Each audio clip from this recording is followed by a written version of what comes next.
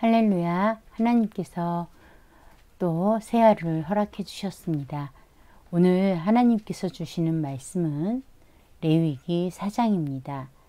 레위기 4장 1절에서 5장 13절 말씀인데요. 본문이 길어서요. 오늘은 1절에서 21절까지만 읽도록 하겠습니다. 1절입니다. 여호와께서 모세에게 말씀하여 이르시되 이스라엘 자손에게 말하여 이르라. 누구든지 여호와의 계명 중 하나라도 그릇 범하였으되 만일 기름 부음을 받은 제사장이 범죄하여 백성의 허물이 되었으면 그가 범한 죄로 말미암아 흠없는 수송아지로 속죄제를 삼아 여호와께 드릴지니 그 수송아지를 회막문 여호와 앞으로 끌어다가 그 수송아지의 머리에 안수하고 그것을 여호와 앞에서 잡을 것이요 기름 부음을 받은 제사장은 그 수송아지를 피를 가지고 회막에 들어가서 그 제사장이 손가락에 그 피를 찍어 여호와 앞 곧 성소의 휘장 앞에 7번 뿌릴 것이며 제사장은 또 그 피를 여호와 앞 곧 회막 안 향단 뿔들에 바르고 그 송아지의 피 전부를 회막 문 앞 번제단 앞에 쏟을 것이며 또 그 속죄 제물이 된 수송아지의 모든 기름을 떼어낼지니 곧 내장에 덮인 기름과 내장에 붙은 모든 기름과 두 콩팥과 그 위의 기름 곧 허리 쪽에 있는 것과 간에 덮인 가풀을 콩팥과 함께 떼어내되 화목제 제물에 소액에서 떼어냄 같이 할 것이요 제사장은 그것을 번제단 위에서 불사를 것이며 그 수송아지의 가죽과 그 모든 고기와 그것의 머리와 정강이와 내장과 똥 곧 그 송아지의 전체를 진영 바깥 재버리는 곳인 정결한 곳으로 가져다가 불로 나무 위에서 사르되 곧 재버리는 곳에서 불사를 지니라. 만일 이스라엘 온 회중이 여호와의 계명 중 하나라도 부지 중에 범하여 허물이 있으나 스스로 깨닫지 못하다가 그 범한 죄를 깨달으면 죄중은 수송아지를 속죄제로 드릴지니 그것을 회막 앞으로 끌어다가 회중의 장로들이 여호와 앞에서 그 수송아지 머리에 안수하고 그것을 여호와 앞에서 잡을 것이요 기름 부음을 받은 제사장은 그 수송아지의 피를 가지고 회막에 들어가서 그 제사장이 손가락으로 그 피를 찍어 여호와 앞 휘장 앞에 7번 뿌릴 것이며 또 그 피로 회막 안 여호와 앞에 있는 제단 뿔들에 바르고 그 피 전부는 회막 문 앞 번제단 앞에 쏟을 것이며 그것의 기름은 다 떼어 제단 위에서 불사르되 그 송아지를 속죄제의 수송아지에게 한 것 같이 할지며 제사장이 그것으로 회중을 위하여 속죄한즉 그들이 사함을 받으리라. 그는 그 수송아지를 진영 밖으로 가져다가 첫 번 수송아지를 삶같이 불사르지니 이는 회중의 속죄제이니. 아멘. 오늘부터 이제 시작될 4장부터 5장까지 5장 13절까지는요. 속죄제에 관한 제사법입니다. 근데 이 속죄제는요. 부지 중에 2절에 말씀하시죠. 여호와의 계명 중 하나라도 그릇 범하였으되 라고 번역되어져 있는데 그릇이라고 번역하는 것보다는 실수로라고 번역하는 게 오히려 자연스럽고 이해하기가 쉬워요. 그러니까 누구든지 여호와의 계명 중 하나님의 말씀을 실수로 어겼을 때 고의로 어긴 게 아니고 실수로 어겼을 때 그 죄를 사함받기 위해 드리는 제사가 속죄제예요. 그래서 오늘 저와 여러분이 읽었던 본문에는 제사장이 범하였을 경우 또 회중들이 범하였을 경우를 읽었어요. 자, 우리가 먼저 봐야 될 것은 속죄제는 누가 범죄했느냐에 따라서 이 제물이라든가 혹은 드리는 방법이 조금씩 차이가 있어요. 그 부분을 한번 보겠습니다. 먼저 제사장이, 오늘 읽었던 제사장이 범죄를 하면 이 범죄한 것을 아는 방법이 독특해요. 백성의 허물이 되었으면 이라고 번역되어져 있는데, 이 백성에게 그 벌이 임했다 라고 번역하는 게 사실은 더 쉬워요. 백성에게. 우리가 조금 더 쉽게 이 뜻을 알려고 하면요, 표준 세번역으로 보시면은 훨씬 쉽게 이해할 수가 있습니다. 너희가 어떤 사람, 한번 봅시다. 제사장이 죄를 지어서 그 벌이 백성에게 돌아가게 되었을 경우에 라고 표준 세번역은 번역하고 있어요. 그러니까 무슨 말이에요? 제사장이 자기가 무슨 죄를 지었는지 몰라요. 하나님의 법을 어겼는데 그것을 모르고 어겼단 말이에요. 실수로. 죄를 지은 줄 모르고. 근데 이렇게 어겼을 때 놀랍게도 백성들이 벌을 받는 경우가 생긴다라는 거예요. 왜? 깨닫지 못하니까. 제사장이 죄를 깨닫지 못하면요, 백성들이 벌을 받는다는 거예요. 그래서 백성이 아무 이유 없이 벌을 받으면 제사장이 우리가 하나님의 말씀을, 계명을 어겼구나 라는 걸 알게 된다라는 거죠.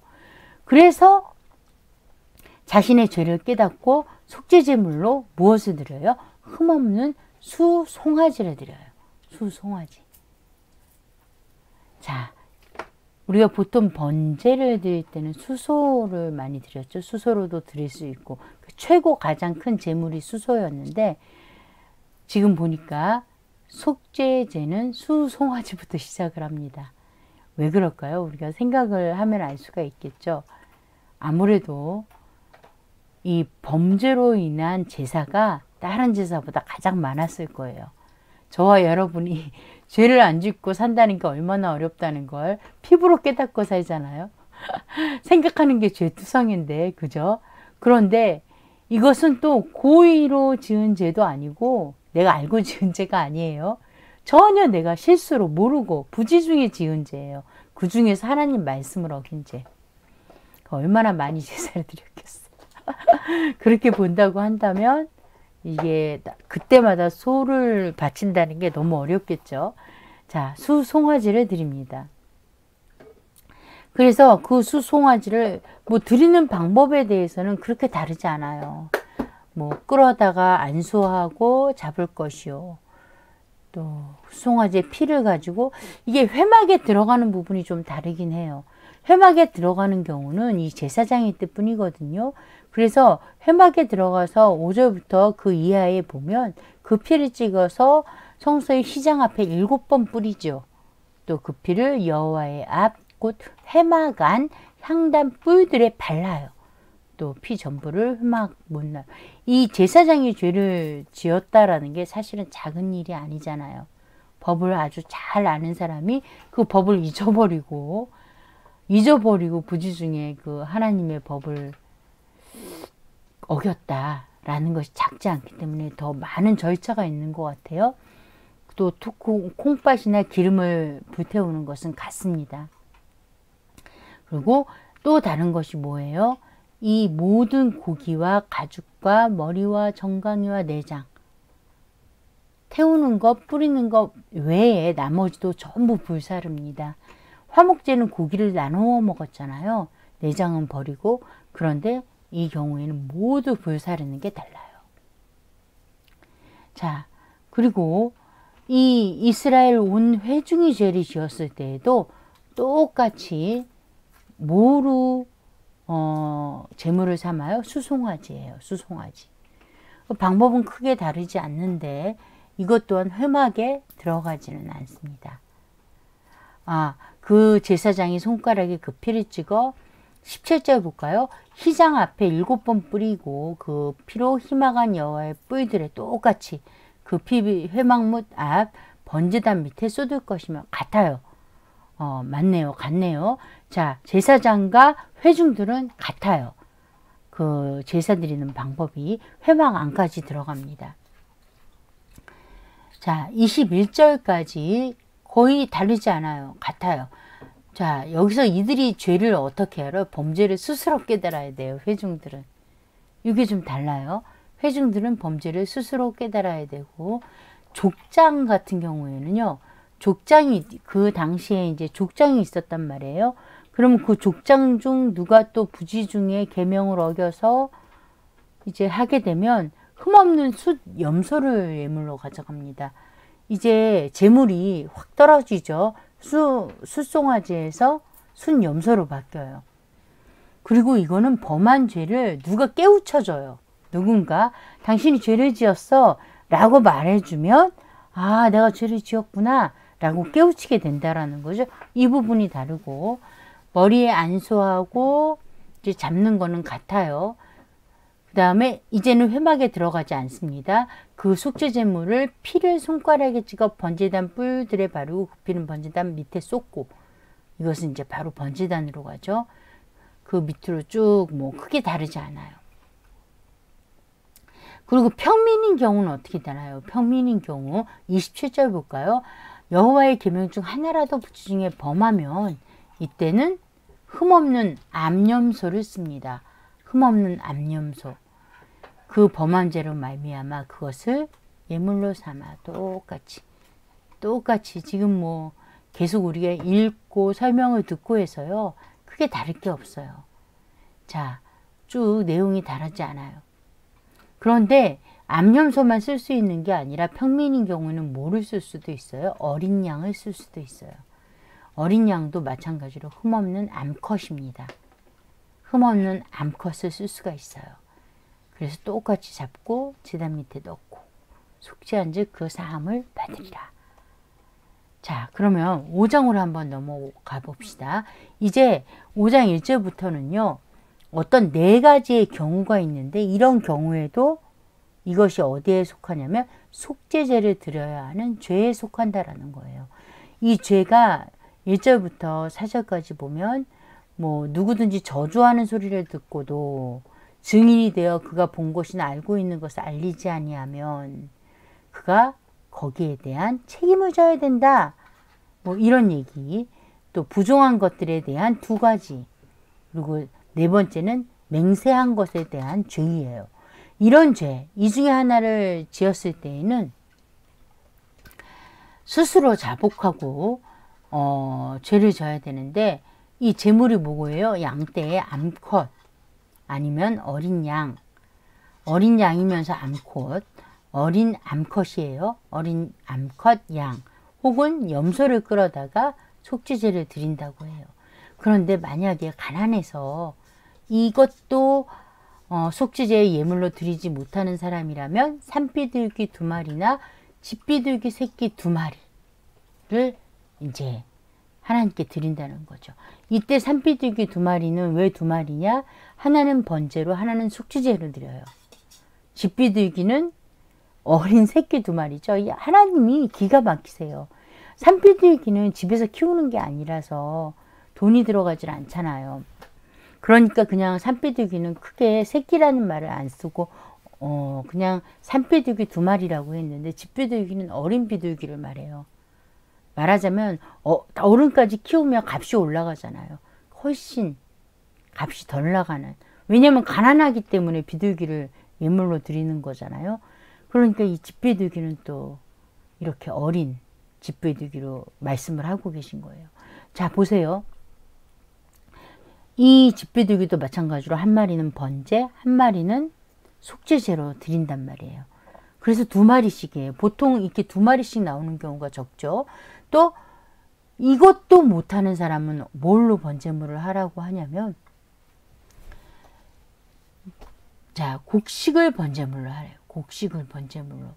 자, 한번 봅시다. 11절 보면 5장 11절 보면 집비둘기나 이 산비둘기도 안 되면 고운 가루 10분의 1 에바.